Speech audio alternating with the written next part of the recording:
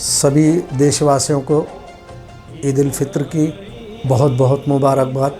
इस ईद उल फित्र के मौके पर देश में भाईचारा कायम रहे, हम देश एक दूसरे के सुख में दुख में शामिल रहे, यही मेरी इंतजा है।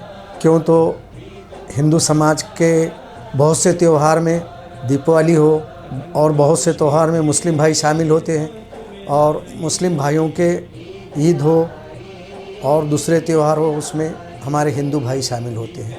इस देश की परंपरा है, हिंदू मुस्लिम सिख ईसाई हम हैं सब भाई भाई। इस तरीक़े से इस देश में मनाने वाले हर त्यौहार इस देशवासियों को और सबको एक खुशहाली दे के जाते हैं। इस खुशहाली के तहत मैं सभी देशवासियों को ईद की मुबारकबाद पेश करता हूँ।